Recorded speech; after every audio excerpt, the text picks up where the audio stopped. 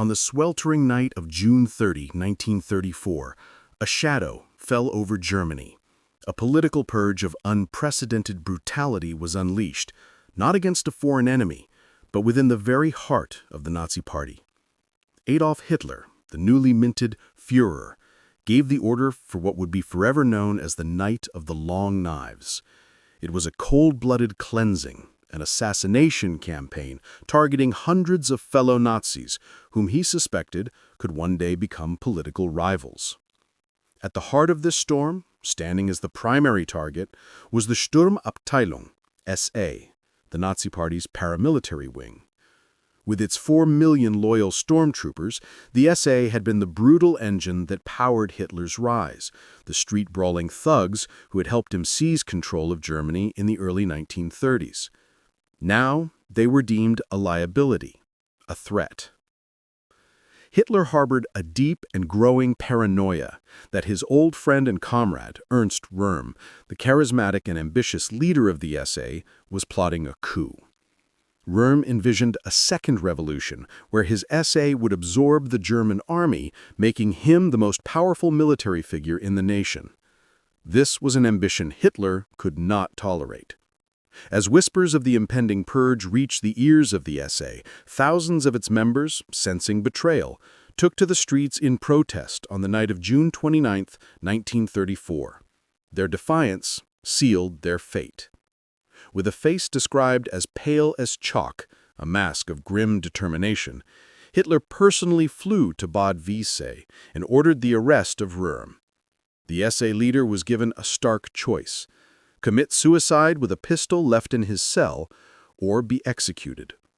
When Röhm defiantly refused to take his own life, declaring, "If I am to be killed, let Adolf do it himself," the sentence was carried out without delay.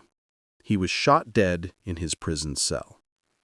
The man who orchestrated this final fatal act, the man who personally supervised the purge in Berlin and ensured Hitler's will was done, was none other than Hermann Wilhelm Göring, the highest-ranking marshal of the Third Reich.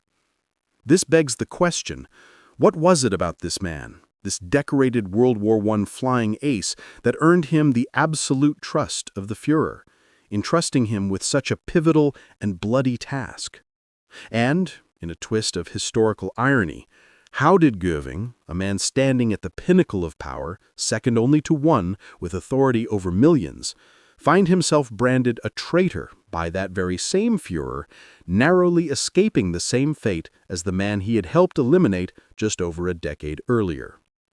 Join us as we journey back in time, delving into the complex, contradictory, and ultimately monstrous life of Hermann Wilhelm Göring, a man whose story is inextricably linked to the rise and cataclysmic fall of Nazi Germany. From the skies of the Great War, forging a hero. To understand the man who would become Hitler's paladin, one must first understand the soldier forged in the crucible of the First World War. Hermann Wilhelm Göring was born on January 12, 1893, at the Marienbad Sanatorium in Rosenheim, Bavaria. His early life was one of privilege and martial ambition. His father, a former cavalry officer and the first governor-general of the German Protectorate of Southwest Africa, instilled in him a profound sense of German nationalism and a yearning for military glory. At 16, Göring was sent to a prestigious military academy at Lichterfelde in Berlin, where his path toward a soldier's life was set in stone. When the guns of August roared across Europe in 1914, signaling the start of the Great War, Göring was ready. From the skies of the Great War, forging a hero. To understand the man who would become Hitler's paladin, one must first understand the soldier forged in the crucible of the First World War. Hermann Wilhelm Göring was born on January 12, 1893, at the Marienbad Sanatorium in Rosenheim, Bavaria. His early life was one of privilege and martial ambition. His father, a former cavalry officer and the first governor-general of the German Protectorate of Southwest Africa, instilled in him a profound sense of German nationalism and a yearning for military glory. At 16, Göring was sent to a prestigious military academy at Lichterfelde in Berlin, where his path toward a soldier's life was set in stone. When the guns of August roared across Europe in 1914, signaling the start of the Great War, Göring was ready. In the first year of the conflict, he served as an infantryman in the 112th Infantry Regiment in the Mühlhausen region, a garrison city just a stone's throw from the French border. Though he had yet to achieve any notable distinction, his time in the trenches was cut short by a severe case of rheumatism, a consequence of the damp, miserable conditions. It was during his convalescence that his destiny took a dramatic turn. It might have seemed that Göring's fate was to be that of an unremarkable foot soldier, his life an uncertain gamble in the meat grinder of the Western Front. However, in late 1914, he took a risk that would change everything. Defying regulations, he began taking unofficial flights as an observer with his friend, the pilot Bruno Loerzer. These exhilarating jaunts above the battlefield were a revelation. Though their illicit adventures earned them a 3-week sentence of confinement to barracks, the punishment was never carried out. Instead, their obvious passion and aptitude were recognized. The two friends were officially transferred to Feldfliegerabteilung 25 of the Fifth Army. It was here that Göring truly found his calling. He formally completed his pilot training and was assigned to Jagdstaffel 5, Fighter Squadron 5. He quickly proved to be a natural, an aggressive and skilled hunter in the new arena of aerial combat. In February 1917, he transferred to Jagdstaffel 26, and his reputation continued to grow. The boy from Bavaria was steadily accumulating victories in the skies over Germany. By May 1917, his leadership qualities were recognized, and he was given command of Jagdstaffel 27. His career was on a relentless upward trajectory. His greatest honor came in July 1918. Following the death of the legendary Red Baron, Manfred von Richthofen, Göring was appointed to command the vaunted Jagdgeschwader 1, the elite flying circus. It was a position of immense prestige. He ended the First World War as one of Germany's most celebrated aces, officially credited with 22 aerial victories, and awarded the coveted Pour le Mérite, the Blue Max, Germany's highest military decoration. After the armistice, Göring, like many veterans, felt adrift and betrayed. The Treaty of Versailles had disarmed Germany, stripped it of its colonies, and, most humiliatingly for him, explicitly forbidden the nation from maintaining an air force.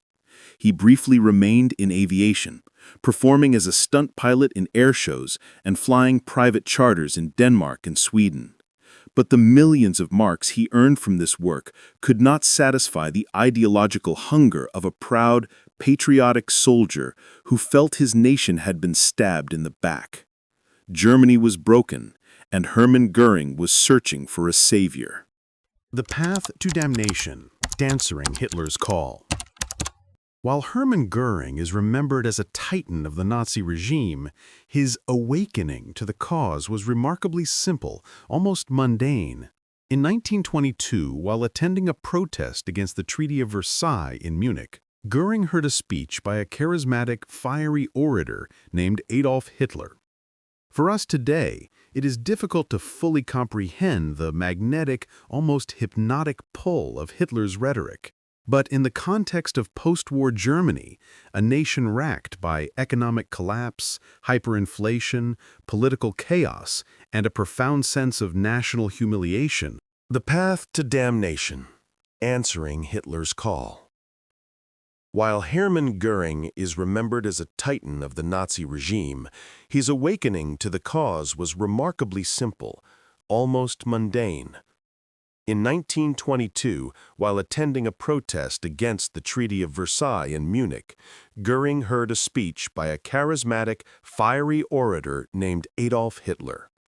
For us today, it is difficult to fully comprehend the magnetic, almost hypnotic pull of Hitler's rhetoric. But in the context of post-war Germany, a nation racked by economic collapse, hyperinflation, political chaos, and a profound sense of national humiliation, his message was intoxicating.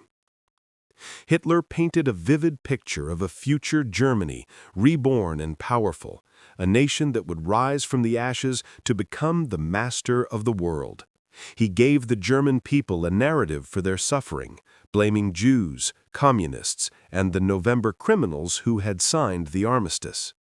It was a seductive and dangerous ideology, and millions of Germans, desperate for answers and a restored sense of pride, embraced it with a quasi-religious fervor. Hermann Göring was no exception. He saw in Hitler the strong leader Germany needed, and in the Nazi Party the vehicle for national redemption. He joined the party in 1923 and, given his status as a renowned war hero, was immediately appointed by Hitler to lead the fledgling SA, the stormtroopers. His task was to mold these disorganized street fighters into a disciplined paramilitary force.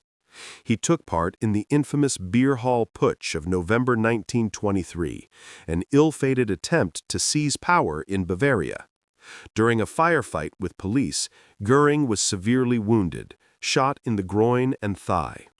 This injury would have a profound impact on the rest of his life.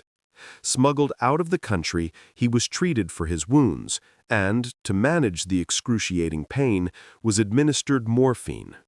This was the beginning of a lifelong, debilitating addiction that would shape his personality and judgment for decades to come. When Hitler finally and legally became Chancellor of Germany in January 1933, Göring's loyalty was handsomely rewarded. He was appointed to a slew of powerful positions, becoming Minister without portfolio in Hitler's cabinet, Minister of the Interior for Prussia, giving him control over Germany's largest police force, and Reich Commissioner for Aviation. It was in his role as Prussian Interior Minister that he would lay the groundwork for the Nazi police state. On February 26, 1933, Göring founded a new secret political police force for Prussia, the Geheime Staatspolizei, soon to be infamous by its abbreviated name, the Gestapo. The mission of this organization was chillingly simple: to bring death and destruction to any and all who plotted against the Nazi regime. This new power was put to its most brutal test just over a year later. As Hitler consolidated his power, he saw the SA and its leader, Ernst Röhm, not as allies, but as a direct threat. The German Army High Command despised Röhm and his ambition to merge the army into his massive SA militia. Industrialists feared his socialist-leaning rhetoric, and figures within the Nazi Party itself, like Heinrich Himmler and Göring, saw him as a rival for Hitler's favor. They fed Hitler a steady diet of rumors and fabricated evidence, suggesting Röhm was planning an imminent coup. During the Night of the Long Knives, Göring was Hitler's right-hand man, the chief enforcer. While Hitler handled the arrests in Bavaria, Göring oversaw the purge in Berlin. He personally directed the Gestapo and a special police unit to round up and execute SA leaders and other political opponents. After the initial wave of killings, Göring personally reviewed the lists of prisoners, which numbered in the thousands, and decided who else needed to be eliminated. At least 85 people were officially killed, though the true number is estimated to be in the hundreds. This bloody affair eliminated any internal opposition to Hitler, secured the loyalty of the German army, and cemented Göring's position as the Führer's most ruthless and reliable deputy. The architect of the Luftwaffe, forging a sword. Concurrent with this political consolidation, Hitler and his lieutenants were tirelessly pursuing a massive program of rearmament between 1934 and 1936, in direct violation of the Treaty of Versailles. One of the treaty's most stringent clauses had been the complete prohibition of a German air force. Following the Locarno treaties in 1925, some concessions were made, allowing for civilian and police aircraft, but a military air arm remained forbidden. This was a challenge Hermann Göring relished. As Reich Commissioner for Aviation, soon to be Air Minister, he threw himself into the secret rebuilding of Germany's air power. For 2 years, from 1934 to 1936, he masterminded a brilliant and deceptive campaign. He commissioned aircraft factories to design and build advanced fighters and bombers under the guise of developing civilian transport and mail planes. The training of military pilots began in secret, hidden within organizations like the German Air Sports Association, Deutscher Luftsportverband. Germany began to covertly amass a vast fleet of military aircraft. The deception could not last forever. By 1935, the charade was over. Hitler, feeling emboldened, publicly announced the existence of the Luftwaffe, Germany's new air force, and formally repudiated the disarmament clauses of the Treaty of Versailles. The world watched, but did little more than issue diplomatic protests. Göring stood proudly as its commander-in-chief, the architect of a weapon he believed was invincible.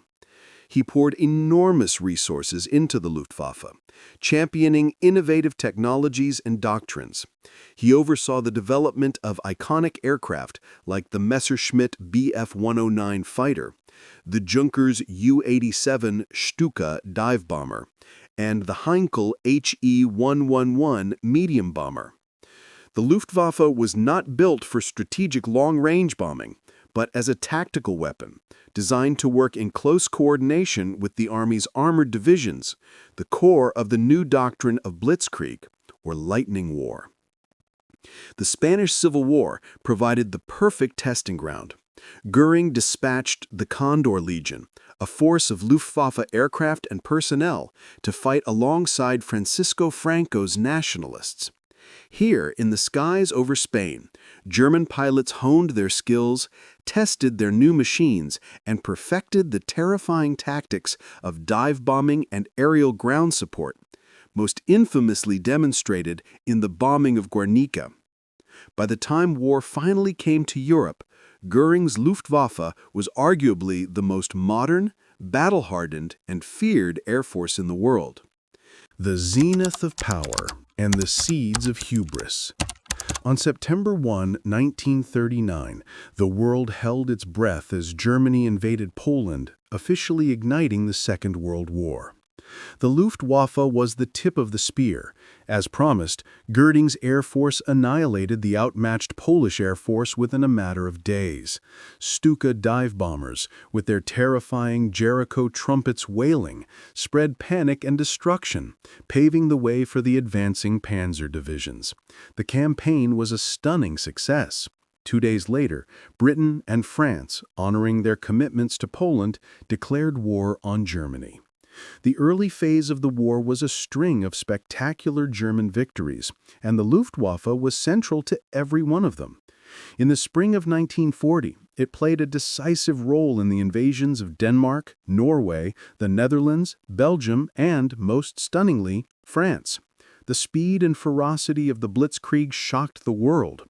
After the fall of France, a triumphant Hitler showered his commanders with promotions and accolades.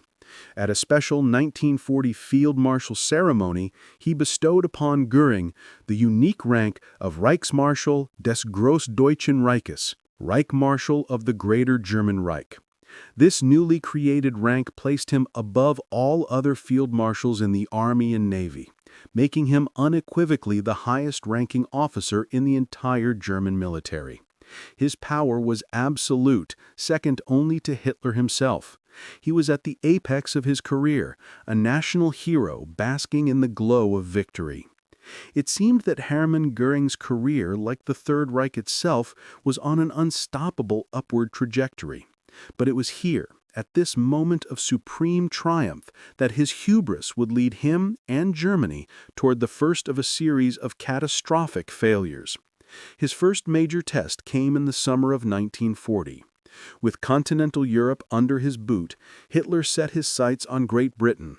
The invasion plan, codenamed Operation Sea Lion, depended entirely on one crucial prerequisite: achieving absolute air superiority over the English Channel and southern England. The RAF had to be neutralized. The task fell to Göring and his seemingly invincible Luftwaffe. The Battle of Britain had begun. Göring was supremely confident. He boasted to Hitler that his air force could destroy the RAF in a matter of weeks. The initial German attacks targeted British shipping, ports, and coastal radar installations. They then shifted to bombing RAF airfields and aircraft factories. The fighting was intense, but the RAF, fighting for its homeland and brilliantly managed by Air Chief Marshal Hugh Dowding, refused to break. The British had two critical advantages the Germans underestimated: their advanced radar network, Chain Home, which gave them early warning of incoming raids, and the superb performance of their Spitfire and Hurricane fighters. Frustrated by the RAF's resilience and enraged by a retaliatory British bombing raid on Berlin, a deep personal humiliation for Göring, who had once famously boasted, "If a single enemy bomber reaches the Ruhr, my name is not Hermann Göring," Hitler made a fatal strategic error.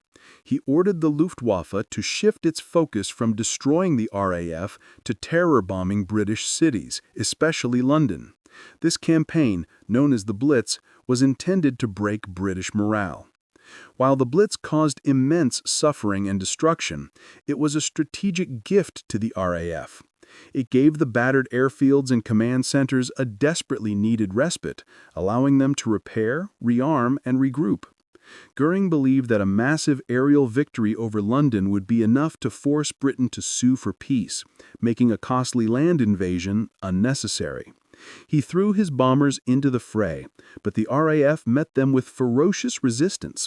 The Luftwaffe, designed for tactical support, suffered heavy, unsustainable losses in its bombers, which were vulnerable without adequate fighter escort. The Bf-109, a world-class aircraft, was hampered by its limited range, able to spend only a few minutes over London before having to turn back. By September 1940, it was clear that the Luftwaffe had failed. It could not achieve air superiority. The Battle of Britain was Germany's first major defeat of the war. Operation Sea Lion was postponed indefinitely and, on October 12, 1940, officially canceled. The humiliation in the skies over Britain was the first crack in the facade of Göring's military genius and the opening shot in the long, slow decline of the Third Reich. The Frozen Hell, Barbarossa, and Stalingrad. Despite the non-aggression pact signed between Germany and the Soviet Union in 1939, Hitler had always intended to invade the vast lands to the east. On June 22, 1941, he launched Operation Barbarossa, the largest land invasion in human history.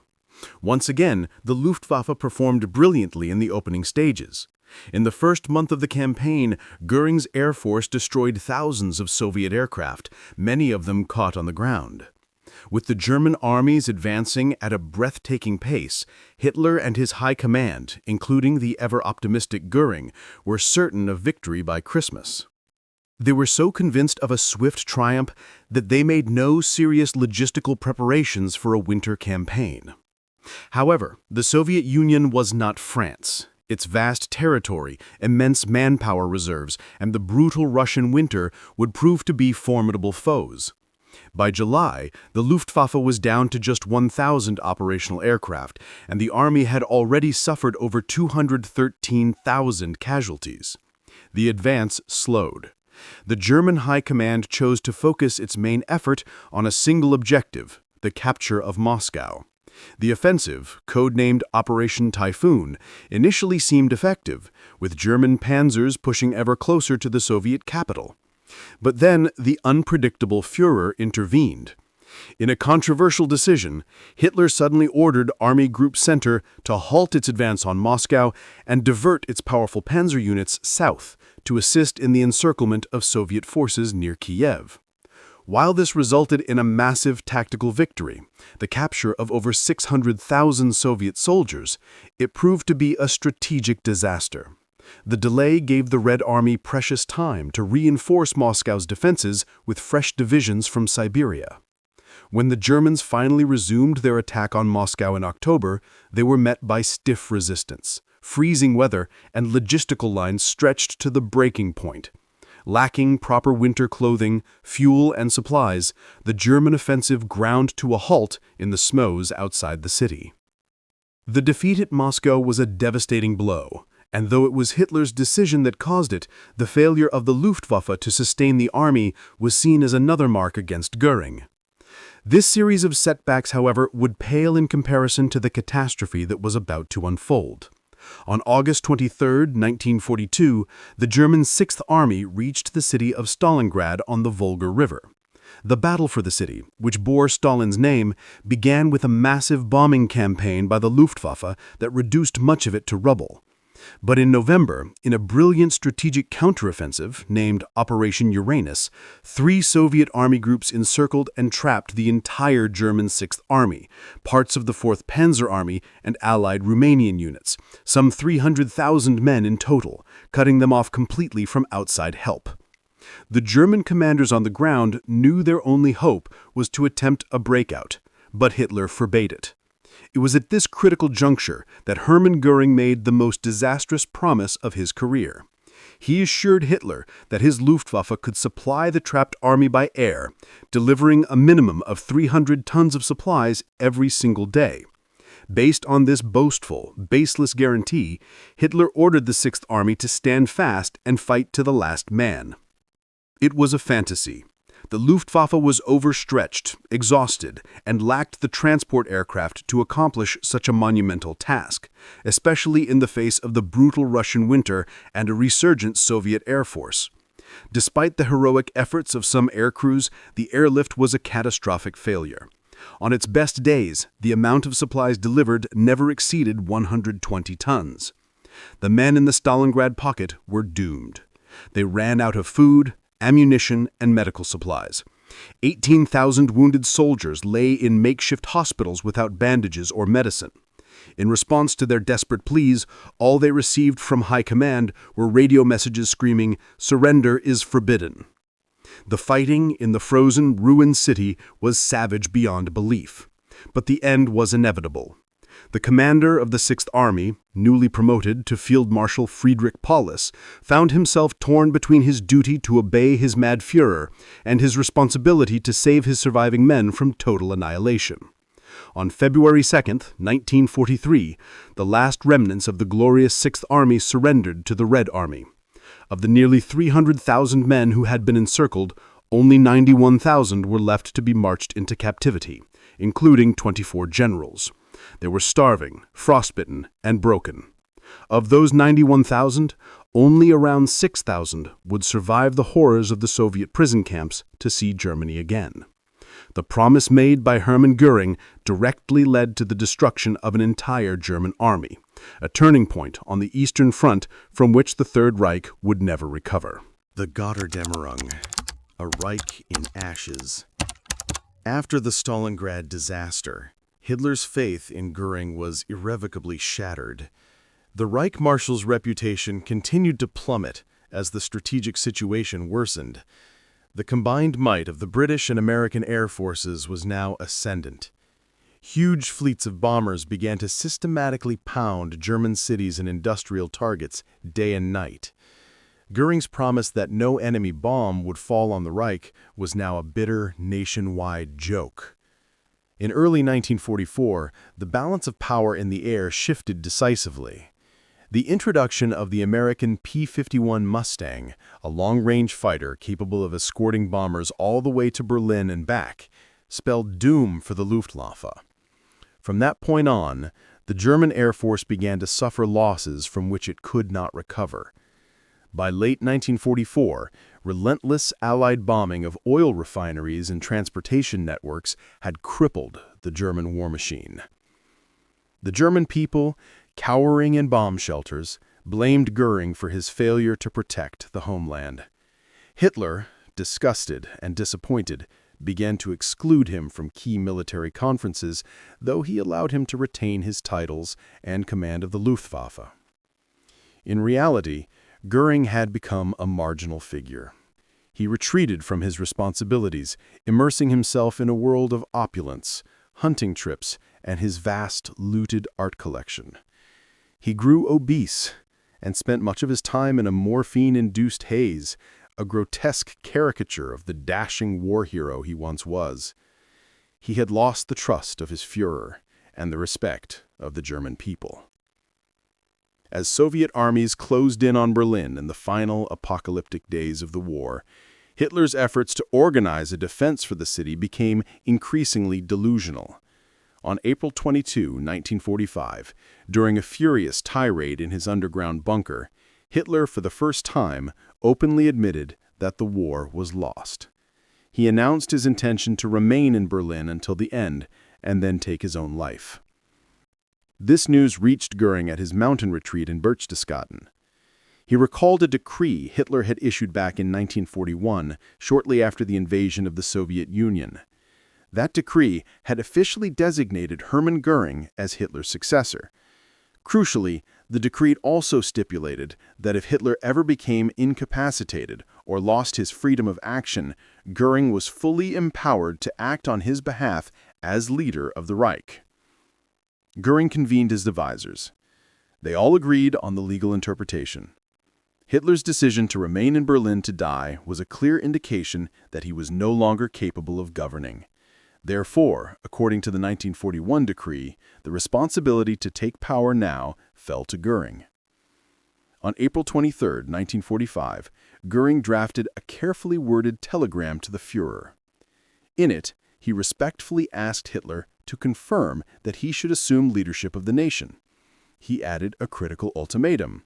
If he did not receive a reply by 10 p.m. that night, he would assume that Hitler had indeed lost his freedom of action and would take control of the Reich.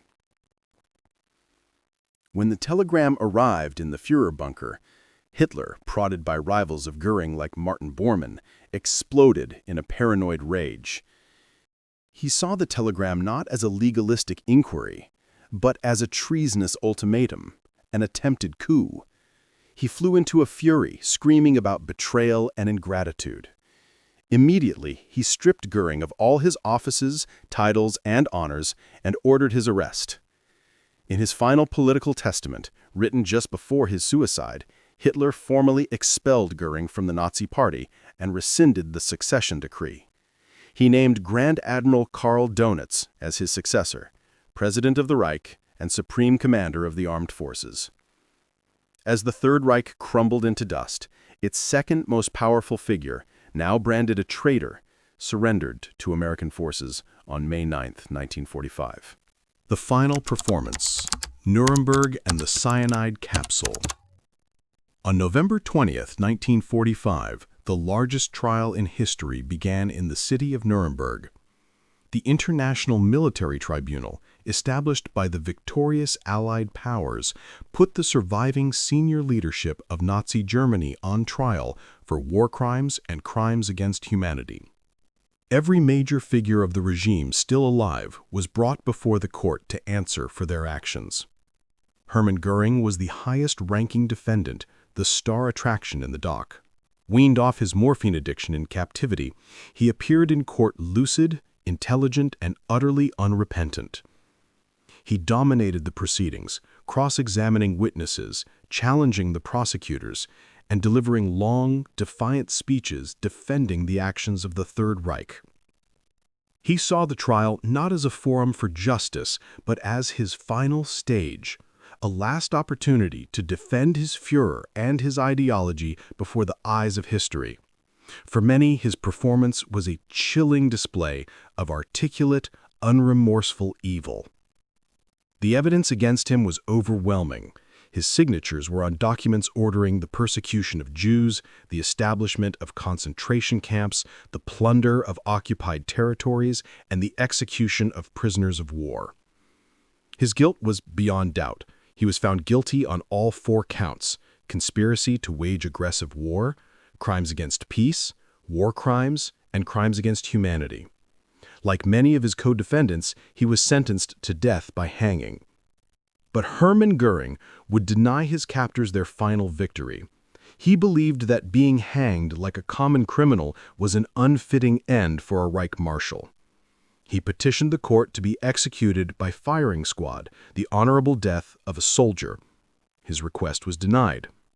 In the late hours of October 15, 1946, just 2 hours before his scheduled execution, Hermann Göring committed suicide in his cell. He bit down on a small glass capsule of potassium cyanide that he had managed to smuggle in, a mystery that persists to this day. He left behind a note asserting that he would not have objected to being shot, but he refused to allow the Reich Marshal of Germany to be hanged. As with the other executed criminals, his body was displayed at the execution site to confirm that the sentence had been carried out. Afterward, his remains were cremated, and his ashes were unceremoniously scattered into the Isar River, leaving no grave, no marker, no shrine. Thus ended the life of Hermann Göring, the decorated hero who became a monster, the architect of a fearsome air force who presided over its utter destruction, and the man of supreme power who died a condemned traitor. His journey from the cockpit of a biplane to the gallows of Nuremberg is a dark and cautionary tale, a story of ambition, vanity, corruption, and boundless cruelty.